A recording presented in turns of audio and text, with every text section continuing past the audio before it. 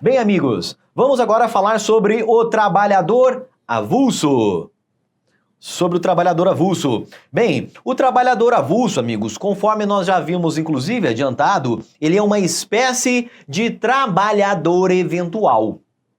Ou seja, ele labora sem a expectativa, sem perspectiva de continuar prestando seus serviços ao mesmo tomador. Tá legal? Esta é uma das características do trabalho avulso. Mas vejam, a característica mais marcante do trabalhador avulso, ou do trabalho avulso de um modo geral, é que a contratação do trabalho avulso deve ser necessariamente intermediada por uma instituição. Quer dizer que, se você deseja contratar um avulso, você não pode contratá-lo diretamente. Você deve contratar uma instituição e esta instituição será responsável por colocar à sua disposição aqueles trabalhadores. Tá legal? Então essa é a característica marcante do trabalho avulso, intermediação obrigatória de sua mão de obra. Amigos, o trabalho avulso, ele surgiu no ambiente portuário.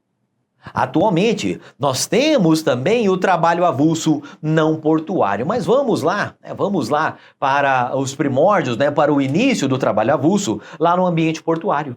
Imagine você lá no Porto de Santos, no Porto de Vitória, enfim, nos portos brasileiros. Imagine só que você é um navio que está chegando hoje, lá da Alemanha, e esse navio alemão, ele precisa contratar serviços portuários. Ele precisa contratar trabalhadores para fazerem ali a amarração do navio que está atracando.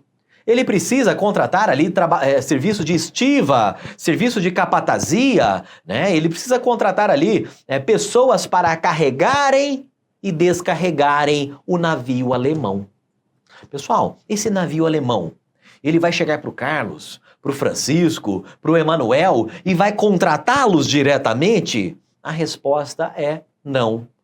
Por estarmos diante de uma situação de trabalho avulso, aquela contratação, aquela prestação de serviço, amigos, ela precisa ser intermediada por uma instituição. Tá legal?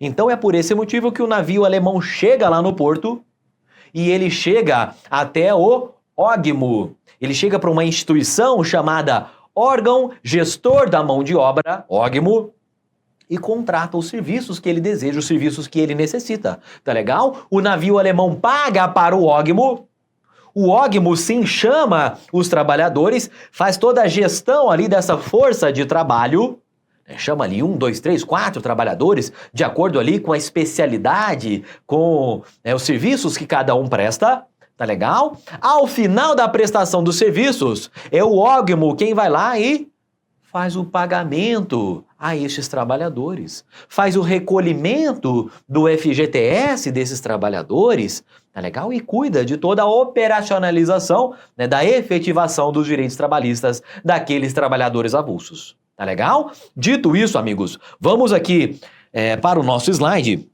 para nós percebermos o seguinte, olhem só. A característica principal do trabalhador avulso é essa que está aqui no terceiro item que estamos destacando aqui em vermelho. Olhem só, a sua contratação, a sua prestação de serviços deve ser objeto de intermediação obrigatória. Esta intermediação, amigos, aqui já detalhando um pouco mais, essa intermediação ela é realizada pelo OGMO, que é o órgão gestor de mão de obra, quando nós estivermos diante do trabalho avulso nos portos, ou seja, o trabalho avulso portuário. Legal? Mas esta intermediação pode ser realizada pelo sindicato da categoria de trabalhadores, quando nós estivermos diante do trabalho avulso não portuário. Não portuário. Legal? Ou seja, naquele realizado lá no campo ou nas cidades de um modo geral. Legal? Em algumas situações será cabível o trabalho avulso não portuário. E aí, Surge lá a figura do sindicato fazendo esta intermediação da mão de obra. Nós comentamos que uma das características do trabalho avulso é que ele é revestido por esta natureza eventual. Então, olhem só, naquele nosso exemplo, navio alemão chegando lá no Porto de Santos. O que vai acontecer? O Carlos, o Francisco e o Emanuel fizeram ali, trabalharam ali para aquele navio durante aquela semana. Pessoal, na semana seguinte, o navio alemão vai embora e vai chegar um navio americano.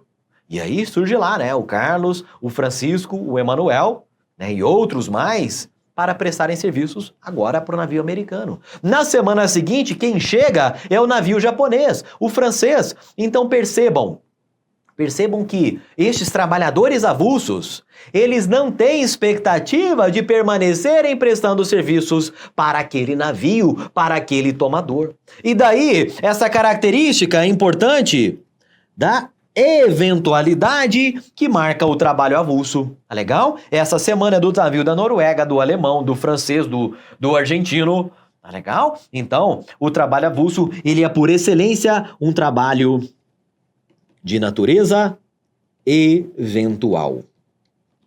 Legal? Um trabalho eventual. Daudi, o trabalhador avulso, ele é um autônomo, ou seja, ele trabalha sem subordinação, ele assume os riscos daquela atividade que ele explora. E aí, amigos, nós temos uma divergência doutrinária. Legal? Esse é um ponto de divergência, de discussão, de embate doutrinário, Nós não vamos nos aprofundar aqui quanto a este aspecto, tá legal? Parte da doutrina defende que o avulso é sim um trabalhador autônomo, já que ele possui ali meios de preservar a sua autonomia, de não se subordinar ao tomador dos serviços. Já a parte da doutrina define que ele trabalha com subordinação, embora seja um trabalhador eventual. Para nós, importa aqui lembrarmos que o avulso é um eventual, tá legal? E que tem como característica importantíssima do seu vínculo esta intermediação obrigatória da mão de obra. Então vejam só, pessoal. Se lá na sua prova aparecer essa expressão trabalho avulso, o que deve vir à sua mente? Intermediação obrigatória da mão de obra. Ógmo no trabalho portuário, no avulso portuário. Sindicato no trabalho avulso não portuário, tá legal? Trabalho avulso, sinônimo de intermediação obrigatória, sinônimo também, que é importante que você se lembre, também de eventualidade. A cada semana um navio diferente, a cada semana, a cada dia, eventualmente, um tomador de serviços diverso. Legal? Bem, ainda em relação ao trabalho avulso, nós temos que destacar uma regra que está lá no artigo 7º, inciso 34 da Constituição Federal. Pessoal, olhem só. O Constituinte nos disse que o trabalhador avulso, embora não seja um empregado, mas um mero trabalhador, embora ele não seja empregado, amigos, os avulsos, eles sempre foram uma categoria muito forte politicamente. E em razão de toda de um lobby que foi feito, enfim, de toda esta ascendência política que possui essa categoria, eles conseguiram emplacar lá na nossa Constituição Federal uma igualdade de direitos. Uma igualdade de direitos justamente com os empregados. Então é por esse motivo que diz o Constituinte que existe lá a igualdade de direitos entre o trabalhador com vínculo empregatício, ou seja, o empregado, e o trabalhador avulso. Tá legal? Então, o avulso, amigos, embora não seja um empregado, ele terá os mesmos direitos dos empregados. Daudi, ele tem todo e qualquer direito. As regras aplicáveis aos avulsos são exatamente as mesmas regras dos empregados. E aí, amigos, nós vamos ver que não é bem assim. Por quê? A Constituição assegurou aos avulsos os mesmos direitos constitucionais dos empregados. Legal? Então vejam só, os avulsos, quando fala aqui isso é igualdade de direitos, quais são esses direitos? São os direitos constitucionais. Aqueles listados lá no artigo 7º da Constituição Federal. Então, os avulsos têm direito a FGTS? Tem sim, pessoal. Os avulsos têm direito a um repouso semanal remunerado? Tem. Se é direito constitucional, eles têm direito. Eles fazem jus ao 13º salário? Sim, já que está previsto lá no artigo 7º. Eles fazem jus ao adicional noturno, né, ao trabalho noturno superior à hora diurna? Sim, eles fazem jus a um adicional em relação à prestação de horas extras de no mínimo 50%. Tudo isso eles fazem jus, eles têm estes mesmos direitos dos empregados. Legal? Agora, a regulamentação que a lei dá esses direitos constitucionais, aí essa regulamentação pode sim ser diversa. Tá legal? Então, muitas vezes, a lei vai dispor sobre o adicional noturno dos empregados, de modo diverso do adicional noturno dos trabalhadores avulsos. Mas fato é que eles possuem sim direito ao adicional noturno. Tá legal? Eles não são empregados, mas fazem jus aos mesmos direitos constitucionais dos empregados. Para nós finalizarmos, vejam só, nós vamos fazer uma questão de prova, mas vejam aqui para ficar bem claro. Nós temos lá o trabalhador avulso, o avulso não portuário, legal, aquele que trabalha fora dos portos, e estes são regidos pela Lei 12.023 de 2009. Já o avulso portuário, amigos, eles são regidos pela chamada Lei dos Portos.